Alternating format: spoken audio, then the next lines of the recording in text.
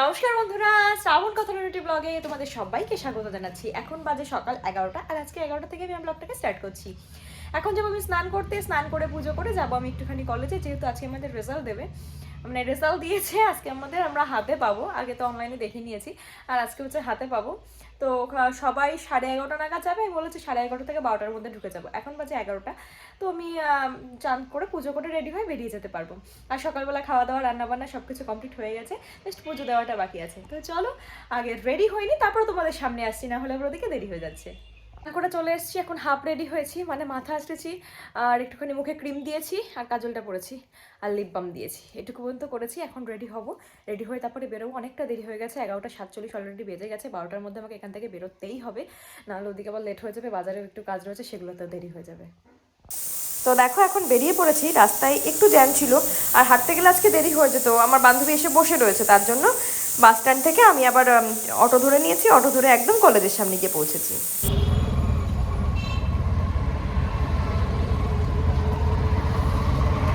সেই ওখান থেকে এসে শরীরটা এত খারাপ লাগছিল, খেয়ে দিয়ে শুয়ে পড়েছিলাম।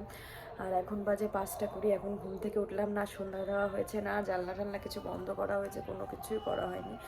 তো চলো আগে আমি সন্ধ্যাটা দিয়ে নিই, তারপরে আর কি কী কাজ করছি সেগুলো তোমাদের সাথে শেয়ার করছি, কারণ কি ভিডিওটাই করা হয়নি। তো এখন থেকে ভিডিওটাকে আবার আমি কন্টিনিউ করছি, কারণ সারা সকালে যেহেতু করিনি, ওই একটুখানি দেখিয়েছিলাম যে কলেজটায় যাচ্ছি তার আগে পর্যন্ত। তো চলো এখন যে কাজগুলো করবো অবশ্যই তোমাদের সাথে সেগুলো শেয়ার করছি। মাথা ব্যথা একটু কমেছে, এসে ওষুধ খেয়ে দিয়ে ওষুধ খেয়ে শুয়ে পড়েছিলাম। তো চলো দেখতে থাকো ভিডিওটাকে, আশা করছি তোমাদের আজকের ভিডিওটা দেখতে খুব ভালো লাগবে। তো দেখো এত যেহেতু দেরি হয়ে গেছে, কোন দিকে যাবো আর কোন দিকে যাবো না, কোনটা করবো বুঝে উঠতে পারছিলাম না, তাই প্রথমে আগে জানলাটা দিয়ে নিলাম, ঠান্ডা হাওয়া আসছিল, তারপরে চলে গেলাম আমি ঠাকুর পুজো দিতে। আমি কিন্তু ফ্রেশ হয়ে তারপরেই এসেছিলাম, তোমরা হয়তো ভাববে যে আমি ফ্রেশ ছিলাম না, তো সেই জন্য বললাম ফ্রেশ হয়ে নিয়েছি, কারণ আমি যে জামা কাপড় পরে খাওয়া দাওয়া করি সেই জামা কাপড় পরে আমি কখনোই সন্ধ্যা দিই না। তো সেগুলো সব কিছু মানে সন্ধ্যা বা ঠাকুর পুজো দেওয়া এগুলো কখনোই কিছু করি না। তো সেইগুলো দেখো আমি এখন চেঞ্জ করে নিয়েই তারপর ঠাকুর ঘরে গেলাম, ঠাকুর ঘরে গিয়ে এখন সন্ধ্যাটা ধরিয়ে নিচ্ছি। সন্ধ্যাটা দিয়ে তারপরে ভাবলাম যে আগে ধুনুচি ধরানোর আগে আমি একটু সব ঘরে প্রদীপ আর ধূপকাঠি একটু দেখিয়ে তুলসীতলায় আগে দিয়ে আসি, কারণ অনেকটাই লেট হয়ে গেছে, এই করতে করতে অনেকটা দেরি হয়ে যাবে। তো সেই জন্য আমি ভাবলাম যে ধুনুচিটা পরে এসে ধরাচ্ছি। আজকে যেহেতু বৃহস্পতিবার, আর বৃহস্পতিবারে আমি প্রত্যেক দিনই বৃহস্পতিবার, শনিবার, মঙ্গলবার এই দিনগুলোতে আমি ঘরে ধূপ ধরাই। তো দেখো একটু সময় লাগবে বলে আমি আগে প্রদীপটা দিয়ে আসলাম, কারণ যেহেতু দেরি হয়ে গেছে।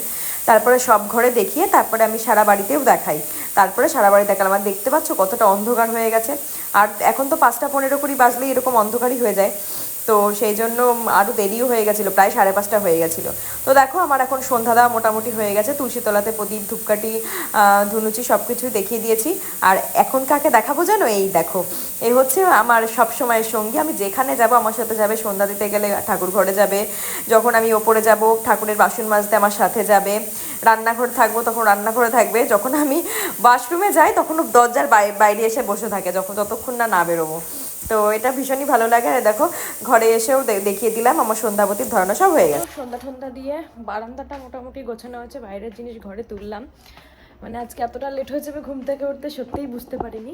এখন রান্নাঘরে কাজ করতে হবে, আজকে কাকি আসেইনি, বাসনগুলো মাজতে হবে, আজকে প্রচুর কাজ, জানি না কখন কমপ্লিট করে উঠবো। তো সাথে থাকো, দেখতে থাকো ব্লগটা।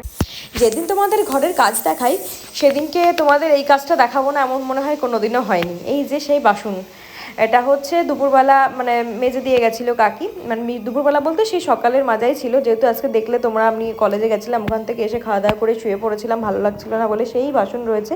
তো সেই বাসনগুলো এখন সুন্দর করে গুছিয়ে গেছি, রেখে দিচ্ছি। আর এই কাজটা করতে মোটামুটি খারাপ লাগে না, ভালোই লাগে, যেহেতু ঘরের কাজ, আর ঘরের সমস্ত কাজ করতেই ভালো লাগে। তো মাঝে মাঝে যখন একঘেয়েমি হয়ে যায় তখন একটু একটু ভালো লাগে না, তারপরে আর শরীর যদি সাথ না দেয় তাহলে ভালো লাগে না। আর এ দেখো বাসনগুলো ছিল দুপুরের বাসন, তো সেগুলো এখন মেজে নিচ্ছি।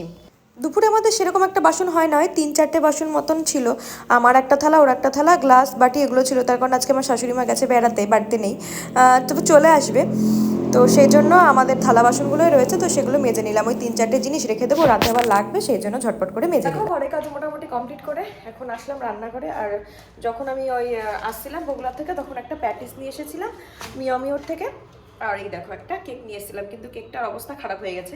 তো এখন কেকটা তো খাওয়া যাবে, কিন্তু প্যাটিসটা গরম করতে হবে।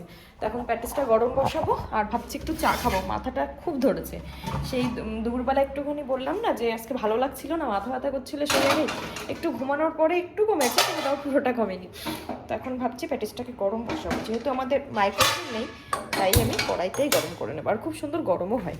দাঁড়াও দেখাচ্ছি। একদম আঁচ কম দিয়ে এভাবে দিয়ে সুন্দর গরম হয়ে যাবে, একটু পরে এসে উল্টে দেবো, হয়ে যাবে।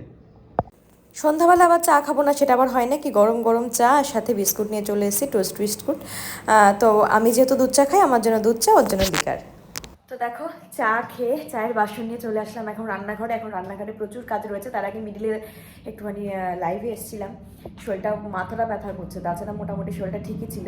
প্রতিদিন কিছু না কিছু তো লেগেই রয়েছে আমার, জানি না কবে কি একদম পুরোপুরি ঠিকঠাক হবো। ওই শীতকালটা আমার একদম ভালো লাগে না, ওই জন্য শীতকালে বেশিরভাগ দিনই আমি অসুস্থই থাকি। আর ওই দেখো পেছনে এগুলো দেখতে পাচ্ছ, ওগুলো হচ্ছে রসুন।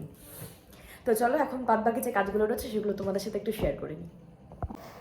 তো দেখো এদিকে সন্ধ্যাবেলা যে বাসনগুলো ছিল সেই বাসনগুলো মোটামুটি একটু ধুয়ে নেব। আর ওদিকে হটপটে দেখে নিয়েছিলাম যেটুকু ভাত আছে সেটুকুতে ওর হয়ে যাবে, তাই সেখানে আমি গরম জলটা বসিয়ে নিলাম যাতে ভাতটাকে আমি গরম করে নিতে পারি। এদিকে দুধটা বসিয়ে নিলাম, আর ওই দেখো ওদিকে মোবাইলে কিন্তু আমি কিছু মুভি দেখছিলাম মনে হয়। আর এদিকে অনেকে কি করে জানো তো, অনেকে বলে ভাবে কি প্রেশার কুকারে ভাত করলে বা প্রেশার কুকারে ভাত গরম করলে ভাত নরম হয়ে যায়, কিন্তু আমার ক্ষেত্রে সেটা হয় না।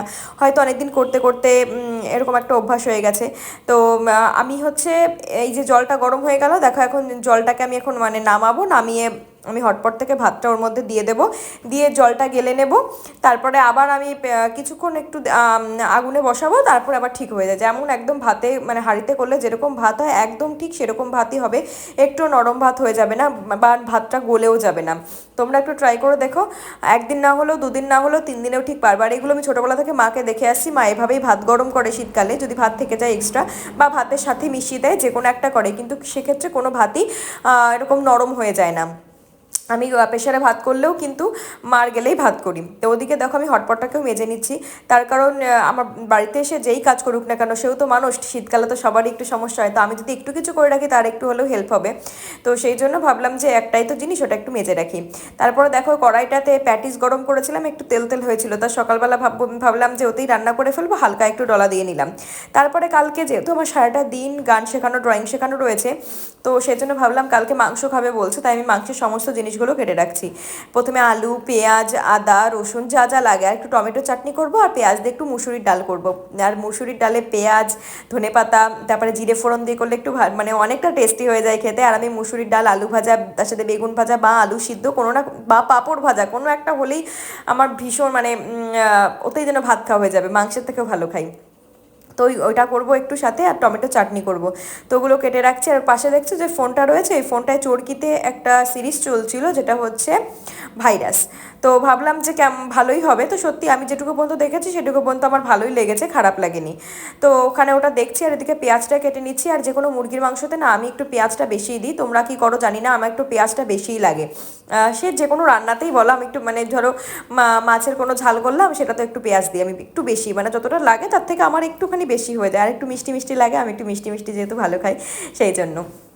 তো দেখো আর পেঁয়াজের দেখেছো গজ হয়ে যাচ্ছে, পেঁয়াজ কিনে রেখে দিয়েছিলাম, তো তো সেই জন্য যে পেঁয়াজগুলোতে গজ হয়ে যাচ্ছে যাতে সেগুলো নষ্ট না হয়ে যায়, তো সেই জন্য তার আগেই আমি ওই গজগুলো কেটে নিচ্ছি, মানে তাহলে নষ্ট হওয়ার আগে পেঁয়াজগুলো আমার কাজেও লেগে যাবে। আর খুব একটা বেশি পেঁয়াজ নেইও, আবার পেঁয়াজ ওঠার সময় হয়েই গেল।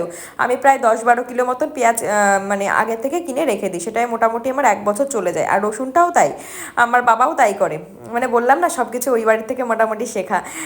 পেঁয়াজ কিনে রাখতো, আলুটা কিনে রাখতাম, কিন্তু তারপরে আমি আলু এতটাই ভালো খাই, ওভাবে রাখতে রাখতে না মনের সময় পচে যেত, অনেকটা কিনে রাখতো, সেই জন্য প্রায় 20-25 কেজি করে কিনে রাখতো, নষ্ট হয়ে যেত। তো সেই জন্য আমি আর আলুটা কিনে রাখি না, আলুটা সময়ের আলু সময় খাই, আরও নতুন আলু পাবো, আরও টেস্ট বেশি হবে, তো সেজন্য আলুটা আর কিনে রাখা হয় না। তো দেখো রসুন চাঁদটা চলে এসেছে, আর রসুনে আমি একটু মাংসে কম দিই। আর কেন কি আমার মনে হয় কি রসুন খেলে হয়তো একটু গ্যাসের সমস্যা হয়, তো সেজন্য যে কোনো মাংসতে আমি রসুনের পরিমাণটা একটু কম দিই। আর এই বাটিটার করে রেখে দেবো, একদম ঠিকঠাক থাকবে, কোনো অসুবিধা হবে না। আর একটু টমেটো চাটনি করব।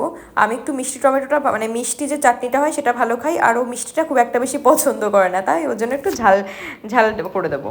তো তারপর ওদিকে কাটাকুটি সব হয়ে গেছে, আমি ফ্রিজে রেখে দিয়েছি। আর এদিকে দেখো এই ভাতটা, ওর জন্য ভাত ছিল তোমাদের বললাম, সেই ভাতটাকে আমি এখন টিফিন বাটিতে করে রেখে দিচ্ছি হটপটে করে। কিন্তু তারপরে দেখো আমি একটা পাগলের মতন কাজ করেছি। কাজটা হচ্ছে, প্রথমে ভেবেছিলাম আমি রুটি খাবো, ওইটুকু ভাতে ওর হয়ে যাবে।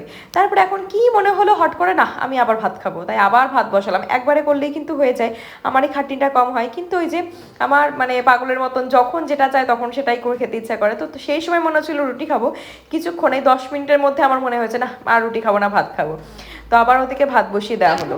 মোটামুটি এখানে হচ্ছে আমার ভাত হচ্ছে, আর এখানে হচ্ছে দুধ চা হচ্ছে, আর সব হয়ে গেছে। যেহেতু সারাটা দিন ড্রয়িং করানো আছে, সকাল 11টা থেকে 1টা পর্যন্ত ড্রয়িং করানো আছে, 3:30 থেকে 4:30 পর্যন্ত গান শেখানো আছে, 5টা থেকে 7টা পর্যন্ত ড্রয়িং করানো আছে। তার মধ্যে পুজো করা, ঘরে সমস্ত কাজকর্ম করা, রান্না বান্না করা, এত কিছু একটু চাপের হয়ে যাবে বলে সব কিছু কেটে কুটে রেখে দিলাম, যাতে কালকে সকালবেলা উঠে আমি সব কিছু শুরু করে দিতে পারি। আর কালকে একটু সকাল সকাল উঠতে হবে, 7টা নাগাদ উঠতে হবে। তো এই পর্যন্ত যদি আমার ব্লগটা দেখে থাকো তাহলে নিশ্চয়ই আমার ব্লগটা দেখতে ভালো লাগছে, তাহলে কি করতে হবে, লাইক শেয়ার কমেন্ট করে পাশে থাকতে হবে। আর প্রত্যেকদিন আমি রাত্রি 9টা থেকে 9:30টার মধ্যে লাইভে আসছি। আমার লাইভে জয়েন করার জন্য আমার চ্যানেলটাকে সাবস্ক্রাইব করে নোটিফিকেশন যে আইকনটা রয়েছে ওটাকে ক্লিক করে রেখো, তাহলে সমস্ত নোটিফিকেশন তোমাদের কাছে পৌঁছে যাবে। তো চলো এখনকার জন্য টাটা, দেখা হচ্ছে একটা সুন্দর নতুন একটা ব্লগ নিয়ে।